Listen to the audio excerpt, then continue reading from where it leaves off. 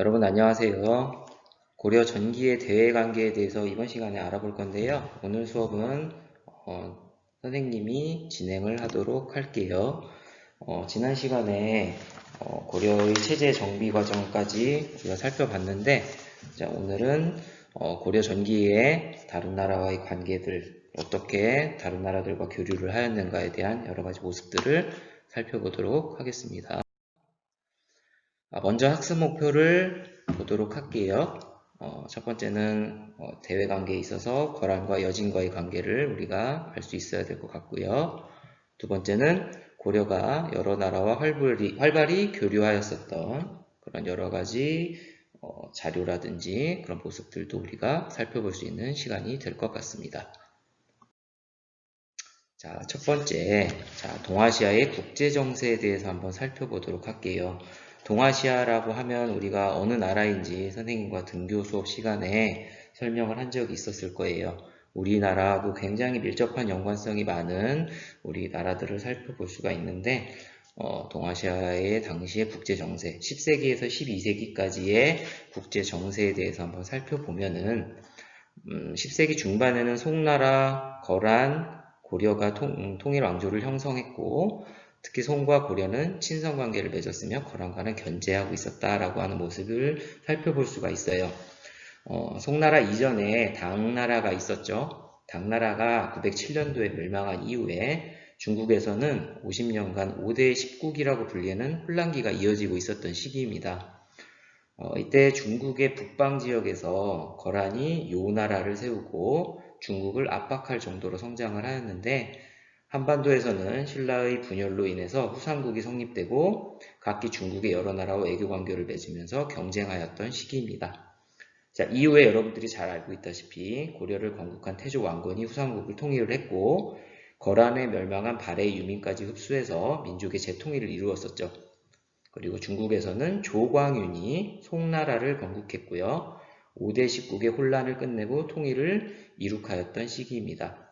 이후에 송나라는 북방의 요나라와 대립하는 관계를 대립하기도 하였었고요. 이 과정에서 송나라는 요나라와 대립하던 고려와 친선 관계를 맺는 그런 상황이 이어지고 있었습니다. 그리고 12세기에 이르게 되면 여진족이 세력을 성장하던 시기였다라고 우리가 살펴볼 수가 있어요. 자, 10세기에서 12세기 동아시아의 정세를 우리가 이렇게 지도로 볼 수가 있는데, 여러분들이 이렇게 지도 또 보시면은 굉장히 또 많이 혼란스러워 하는데, 수업 시간에서도 여러분들이 살펴봤다시피 우리가 지금 선생님이 설명을 해줬었던 나라들을 중심으로 해서 보시면 될 것 같아요. 거란이라든지, 자, 그 다음에 12세기의 여진이라든지, 그리고 고려를 중심으로 해서 우리가 잘 살펴보면 될 것 같아요. 그리고 특히 여러분들 좀 중요한 게 뭐라고 그랬었죠? 지도를 다 외우는 것보다는, 자, 지도에 나와 있는 제목이 굉장히 중요하다라고 설명을 해드렸어요. 그렇게 해서, 화살표를 보시고 아까 설명했던 것처럼 어느 나라와는 대립관계였구나, 어느 나라는 친선관계였구나 라는 정도를 여러분들이 살펴보시면 좋을 것 같습니다. 여러분들의 이해를 돕기 위해서 교과서에는 없는 자료이지만 그냥 하나 다시 넣어봤어요. 당시에 이제 동아시아의 정세가 어떻게 어느 시기에 어떤 나라가 있었는지를 한번 이렇게 하나의 표로 여러분들 알아보기 쉽게끔 선생님이 간단한 표를 하나 넣어봤는데 참고용으로 보시면 될 것 같아요. 여러분들이 그렇게 부담 가지시고 이거를 다 뭐 알아야 되겠다 그런 용도로 넣은 자료는 아니니까 편하게 여러분들의 이해를 돕기 위해서 넣은 자료라고 보시면 될 것 같습니다. 그래서 고려의 성립 시기부터 시작해서 자, 여러분들이 잘 알고 있는 자, 송나라와의 관계 시기 언제부터 시작되는지, 자, 그리고 자, 여진이 세워진 시기 12세기라고 했었죠. 그런 것들을 여러분들이 쭉 보시면서 연표를 보시면서 쉽게 이해하실 수 있으면 좋을 것 같아요. 자, 그러면 거란과의 관계에 대해서 이제 한번 우리가 살펴보도록 할 건데요. 거란이라는 나라가 고려를 침입하고 이것을 격퇴하는 과정에 대해서 우리가 살펴봐야 되는데, 거란의 침입은 1차와 2차, 3차 침입으로 나뉘어진다라고 얘기를 하죠, 우리가. 자, 어떻게 침입을 하였고, 침략의 구실은 무엇이었고, 어떻게 전개되었고, 자, 이런 것들을 우리가 한번 살펴볼 수 있는 시간이 되면 좋겠어요. 자, 먼저 거란이라고 하는 나라가 어떤 나라인지 한번 살펴봐야 될 것 같아요. 자, 거란은 만주 쪽에 살던 유목민족이라고 합니다. 그래서 이제 만주 쪽에 살던 유목민족들이 힘을 서서히 모아서 남쪽에 있었던 송나라를 치려고 했었어요. 근데 걸림돌이 있었죠. 그 걸림돌이 바로 고려였고요. 만약에 거란이 송나라와 전쟁을 하는 동안에 송과 친했었던 고려가 뒤쪽에서 거란을 공격해 온다면 굉장히 난감했었겠죠. 그렇기 때문에 고려를 침략했다라고 얘기를 하는 거예요. 그래서 1차 침입을 보시게 되면은요, 고려의 거란 배척이에요. 그래서 그것을 구실 삼아서 1차 침입을 하게 되는데요. 전개 과정을 먼저 간단하게 살펴보면 고려의 전세가 불리해지자 고려가 전세가 분리로 화친을 제기하게 되고 서희의 화친 반대가 있었죠. 그리고 이것을 외교談판으로 슬기롭게 이겨냈고 강동 6주를 회복했어요. 그리고 거란과의 교류를 약속하게 되었죠. 서희라고 하는 사람에 대해서는 여러분들이 많이 알고 있을 건데 거란이 소선영을 앞세워서 고려에 침입해 왔고 신하들이 땅을 주고 화친을 맺자고 했었잖아요. 근데 이제 서희가 그걸 반대했고 직접 외교談판을 추진하겠다고 얘기를 해서 거란의 의도를 간파한 서희가 거란의 약점을 집요하게 파고들었고 거란과 외교를 맺고 싶어도 중간에 여진족이 있어 불가능하다라고 얘기를 하고 이에 거란이 땅을 내어주면서 송과의 외교 관계를 끊으라고 말을 했었어요. 그래서 여러분들 이게 뭐냐? 서희 외교談판이 굉장히 중요한 게 말 하나로 전쟁 없이 땅을 획득했다라고 해서 우리가 역사에 있어서 굉장히 중요한 하나의 외교談판이다라고 우리 얘기를 하는 거죠. 외교라고 하는 것이 이렇게 굉장히 중요한 것 같아요. 전쟁이 없어도 말 하나로 이게 뛰어난 지략으로 땅을 획득할 수도 있었던 서희라고 하는 사람이 얼마나 지혜로운 사람이었는가를 우리가 또 알 수 있는 대목이기도 해요. 강동 6주라고 하는 지역은 어떤 곳인가? 거란이 고려를 침략한 목적이 송과의 외교를 끊는 것이었잖아요. 그래야만이 중국 침략에 몰두를 할 수 있었으니까. 그렇죠? 근데 서희는 거란과의 교류를 약속하는 대신에 거란과 고려 사이에 있는 여진족을 몰아내 달라고 얘기를 했죠. 그 결과 고려가 압록강과 청천강 사이의 여진족을 몰아내고 그 땅을 나중에 차지하게 되었어요. 그곳이 바로 강동 6주이고 고려 영토가 나중에 압록강 이후까지 넓어지게 되는 계기가 됩니다. 자, 두 번째 2차 침입에 대해서 한번 살펴보도록 하겠습니다. 자, 2차 침입은 침략 구실이 강조의 정변이라고 되어 있네요. 자, 정변이라고 하는 건 여러분들 다 알고 있죠? 그렇죠? 강조의 정변이 무엇인가에 대해서 한번 살펴보도록 할게요. 2차 침입 먼저 전개 과정은 개경 함락 등으로 고려가 위기에 빠지게 되었고 양귀의 화력으로 거란을 격퇴하게 되었다라고 우리가 살펴볼 수 있는데 고려 7대 왕이었던 복종이 18세의 왕이 즉위하게 돼요. 그 어머니였던 천추태후가 그러면서 이제 뭘 하게 되냐면 섭정을 하게 되는데 섭정이라는 거는 여러분 잘 알고 있는 대리청정이에요. 그렇게 해서 그러고 나서 이제 귀양 보냈던 천추태후의 정부였던 김치향을 다시 불러들입니다. 그래서 목종은 20세가 넘도록 후사를 얻지 못하고 갑자기 이제 목종 6년, 1003년도에 병석에 눕게 돼요. 그래서 이때 천추태후와 김치향이 그들 사이에 난 자식으로 목종의 뒤를 잇게 할 음모를 꾸미게 돼요. 이 음모를 알게 된 목종이 우계 아들이었던 당숙의 대량군에게 자기의 뒤를 잇게 하고 만일의 사태에 대비해 강조에게 왕궁을 호위할 것을 명하게 돼요. 이때 나라 안에 온갖 뜬소문들이 유포되기 시작하겠죠. 그래서 임금이 병환으로 몹시 위중하여 목숨이 경각에 달려있다. 그래서 김치향 일파는 임금이 병중에 있음을 바탕으로 왕위를 빼앗으려 한다라고 소문을 퍼뜨려요.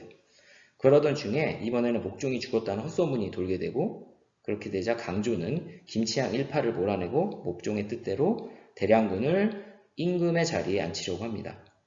강조가 군사 5,000명을 이끌고 계령으로 오던 도중에 목종이 아직 살아있다는 소식을 듣게 되고 입장이 난처해지겠죠. 그렇게 되니까 강조는 어차피 목종으로서는 나라를 다시 일으키기 힘들 것이라고 판단을 해서 부하들과 함께 내려나기 위해 별장으로 하여금 대량군을 맞이하게 해서 자신은 계경으로 들어가 목종에게 퇴위를 강요하게 됩니다. 그러니까 목종의 입장에서는 스스로 불러서 화를 당한 셈이 되는 거죠. 그래서 강조가 목종을 폐위시킨 이후에 대량군을 내세워 왕위로 삼았고요. 이와 동시에 김치향 부자를 죽이고 천추태후와 그 일당들을 모두 귀양보내요. 그리고 1009년에는 폐위시킨 복종도 시해하게 됩니다. 강조가 오랫동안 고려조정을 어지럽혔던 천추태후와 김치양 일파를 숙청한 일에 대해서는 백성들의 지지를 받았지만 그를 믿고 불러들인 죄 없는 목종을 시해하고 스스로 정권을 잡은 일에 대해서는 굉장히 많은 또 비난을 받았다라고 얘기를 합니다. 뿐만 아니라 정변에서 거란에게 고려 침입을 정당화하는 구실을 주게 되는 거죠. 이게 강조의 정변이 침략 구실이 되었다라고 얘기를 하는 거예요. 선생님이 조금 길지만 강조의 정변 과정을 조금 길게 설명을 좀 해드렸어요. 좀 이해가 될지 모르겠는데 그렇게 해서 이제 어떻게 돼요? 3차 침입으로 이제 우리가 살펴봐야 되는데요. 3차 때는 이제 어떻게 됐겠어요? 대규모의 침략을 강행하게 됩니다. 그때 이제 활용한 사람이 결론부터 살펴보면 강감찬 장군이고요. 여러분들이 잘 알고 있는 귀주대첩에서 승리를 하게 되고 침입에 대비해서 개경의 나성과 여러분 잘 알고 있는 천리장성도 축조하게 되지요. 귀주대첩에 대해서 또 간단하게 살펴보면 강감찬이 과거를 통해서 관리가 된 문신이었었어요. 그러니까 뭐겠어요, 여러분들? 장군이었으니까 문신과 함께 문무를 겸비한 인재였겠죠. 거란이 쳐들어오자 강감찬 장군은 흥화진 상류에 있었던 소가죽으로 물을 막고 거란군을 기다렸다가 막고 있던 물을 터뜨려서 적을 물리치게 되는. 근데 거란은 이제 개경을 향해 계속 나아가게 됐는데 식량이 모자랄 것을 알아챈 강감찬이 개경 주변의 논밭을 모두 불태워버립니다. 그리고 식량이 없어서 결국 돌아가기로 한 거란군이 뒤를 쫓아서 큰 승리를 거둔 게 우리가 얘기하는 귀주대첩이다라고 얘기를 해요. 자, 이렇게 해서 우리가 3차 침입 거란의 상징까지 살펴보게 되었는데 서희의 외교단판에 대한 내용인데요. 교과서에 나와 있으니까 여러분들 한번 보시면 될 것 같아요. 그리고 아까 좀 전에 얘기했었던 획득했었던 광동 6주 외교단판을 획득했던 광동 6주에 대해서 설명이 좀 나와 있고요. 지도니까요. 살펴보시면 될 것 같아요. 역시 제목 위주로 잘 살펴보시면 될 것 같아요. 광동 6주와 천리장성. 자, 천리장성의 실제 사진인데요. 사진 자료를 조금 더 위성사진이나 이런 걸로 찾아보면 좋겠지만 그런 자료들이 아쉽게도 없고 그냥 이렇게 찍어놓은 부분 사진만 있는 것이 있어서 사진을 여러분들한테 보여드리는 거예요. 자, 이제는 여진과의 관계에 대해서 살펴볼게요. 자, 여진과의 관계는 자, 초기 관계. 여진이 고려를 부모의 나라로 섬겼는데 나중에는 어떻게 돼요? 고려가 여진을 정벌하게 되는. 여진족은 어떻게 성장을 했을까? 자, 여진족은 발해의 옛 땅에 살면서 부족 단위로 흩어져 살고 있었대요. 고려의 국경을 침범해서 그리고 백성들을 괴롭혔고 고려는 농기구와 식량을 주어 달래기도 하고 또 혹은 군대를 이끌고 나가서 혼을 내주기도 하고 했는데 12세기경에 여러 부족 중에 하나였던 완颜부가 힘을 키우기 시작하더니 다른 부족을 통일을 해요. 그래서 후에 힘을 기른 여진족이 금을 세우고 고려를 압박하게 됩니다.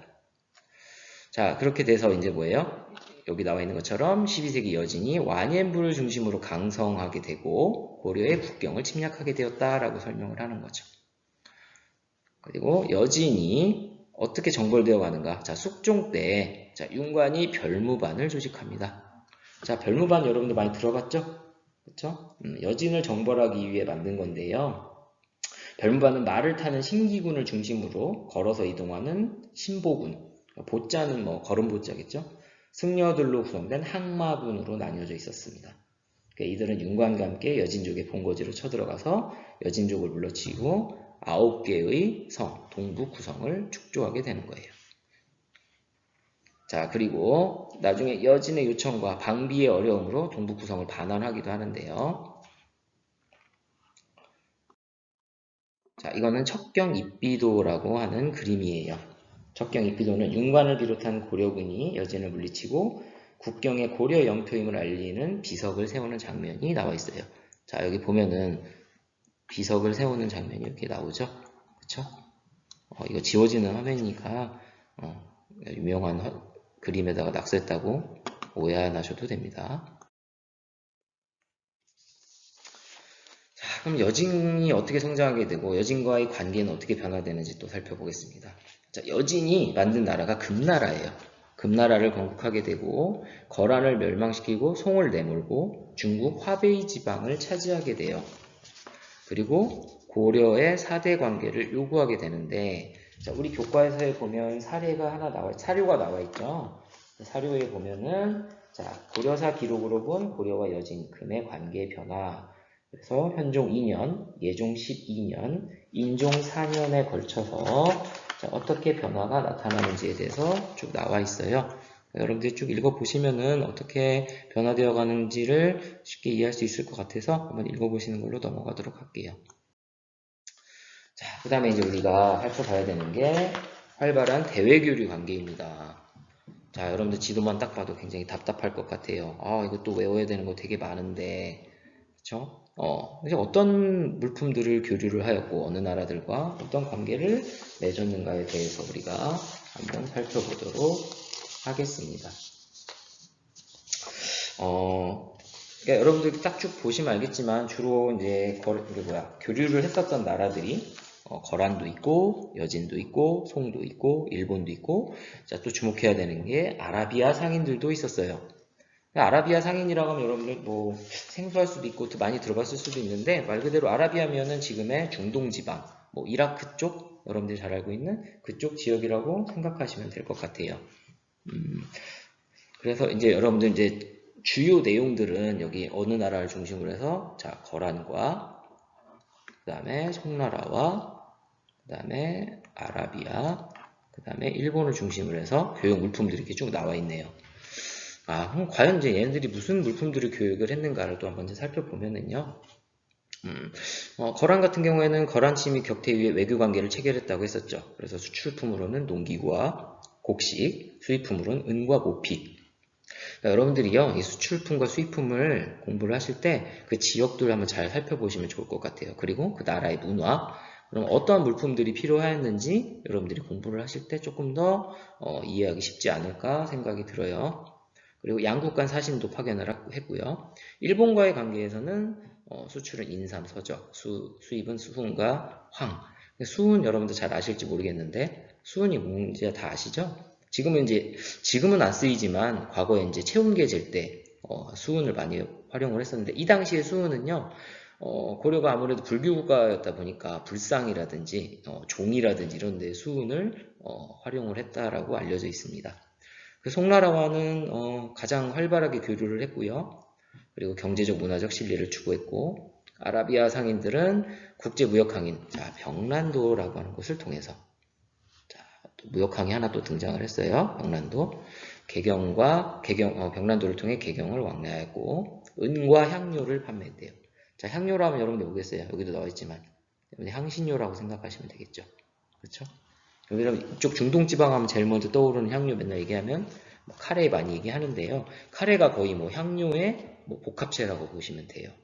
후추도 있을 것이고요. 굉장히 많은 향료들이 있었는데 마르코 폴로의 동방견문록이 서양이 전래가 되었고 서양의 전래가 되어서 동양 사람들에 대한 서양 사람들의 관심이 증폭되었던 것들이 결국에는 이 향신료도 큰 몫을 하게 돼요. 특히 후추값은 당시에 금값보다도 무게 대비 금값보다도 더 비쌌다 당시에 그렇게 알려지기도 합니다. 자, 특히 아라비아를 통해서는 서방 세계에 우리나라가 나중에 알려지게 되는데 고려라고 하는 이름을 바탕으로 해서 여러분들 뭐 많이 들어봤을 거예요. 그렇죠? 고려라고 하는 이름을 바탕으로 해서 여러분들이 잘 알고 있는 영자 표기 COREA 꼬레아? 네, 이때는 꼬레아라고 했었겠죠? 근데 여러분들 잘 알고 있듯이 C가 아니라 지금은 K 표기이죠? 뭐 일제감정기 때 또 바뀌었다라고 하는 설도 있고요. 이거는 뭐 나중에 다시 한번 수업 시간에 여러분들한테 그냥 참고적으로 얘기해주는 시간을 갖도록 할게요. 전체적으로 봤을 때는 이렇게 볼 수가 있는데, 국내의 상업이 발달했기 때문에 외국과의 무역도 활발해지게 된 거예요. 그래서 이제 대표적인 무역항이 병란도가 발달하게 되고요. 병란도는 위치를 보시게 되면은 예성강 쪽에 위치하고 있어요. 외국인들이 들어와서 교육을 하는 국제무역항으로 나중에 번성하게 되고 좀 전에 얘기했던 것처럼 송나라와 가장 많은 무역을 하게 되죠. 그래서 송나라에서는 비단과 책, 약재 등을 수입했고 그리고 고려는 송에서 금과 인삼 등을 수출을 하게 되죠. 그래서 여러분들 인삼하면 상표에 고려 인삼이란 말 많이 쓰잖아요. 이때도 인삼을 많이 수출했다라고 얘기를 해요. 특히 이제 고려의 종이나 먹은 질이 매우 뛰어나서 송나라의 문인들이 굉장히 귀하게 여기는 상품이라고 했었겠죠. 그래서 되게 비싼 값으로 수출할 수 있었다라고 얘기를 합니다. 그래서 고려 전기의 무역 통로를 보면은요, 뭐 병란도, 공진지방, 산둥반도, 덩저우 이렇게 이용을 했다라고 하는데, 뭐 크게 여러분들이 뭐 그냥 루트만 보시면 될 것 같고요. 송나라는 여진의 압박 때문에 남쪽 지방으로 중심지를 옮겼고, 그 이전을 그래서 북송, 남부로 옮긴 지역을 남송이라고 얘기를 하기도 해요. 참고적으로 알아두시면 좋을 것 같아요. 북방 민족인 거란과 여진과의 무역을 살펴보게 되면 고려는 거란에 식량, 문방구, 구리, 철 등을 수출했고 거란은 은을 가지고 왔다고 합니다. 그리고 특히 여진은 먹을 것이 부족해서 식량, 철제 농기구 등을 가져가고 또 고려에서는 은과 모피, 말을 여진에서 수입하게 되죠. 일본과는 근데 당시에는 아주 큰 무역은 없었다라고 얘기를 해요. 그러니까 뭐 교역은 했지만 아주 활발하게 큰 무역은 없었다라고 생각하시면 될 것 같고요. 또 병란도에서는 아까 좀 전에 얘기했지만 아라비아 상인을 또 주목해야 되는데 좀 전에 선생님이 아라비아 상인들에 대해서는 대충 얘기를 했던 것처럼 아라비아 상인들이 수은향료, 산호 이런 것들도 가지고 왔다라고 합니다. 당시 아라비아 상인들을 대식국이라고도 불렀다고 합니다. 참고적으로 이것도 알아두시면 좋을 것 같아요. 고려시대의 보물선에 대한 영상인데요. 유튜브에 올리면은 저작권 문제 있을 수 있기 때문에 선생님이 이거 말고 링크 주소에 최신 그 고려시대 보물선 관련한 뉴스 기사 자료를 볼 수 있도록 할게요. 마지막으로 확인학습 문제 살펴보고 오늘 수업을 마치도록 하겠습니다. 자, 거란의 1차 침입 당시에 고려의 서인은 거란의 장수와 담판을 벌여서 어디를 획득했다고 했죠? 회복했다고 했죠? 강동, 육주죠. 고려 숙적 때 윤관이 편성한 것으로 신기군, 신복은, 항마군으로 구성된 조직은 네, 별무반입니다. 자, OX. 거란이 강조의 정변을 구실로 고려에 침략하였으나 강감찬이 귀주대첩에서 거란군을 크게 부딪혔다. X죠. 고려 때는 당항성을 통해 아라비아 상인까지 개경해 와서 무역을 하였다. X죠. 여러분들 좀 전에 다 살펴봤던 거죠. 병란도이고요. 그렇죠? 그리고 1차, 2차, 3차 침입을 여러분들이 잘 구분해서 공부하실 수 있다면 충분히 다 풀 수 있는 문제라고 생각을 합니다.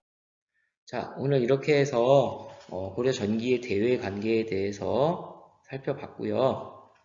다음 시간에는 문벌귀족 사회가 흔들리다에 대해서 수업을 하도록 하겠습니다.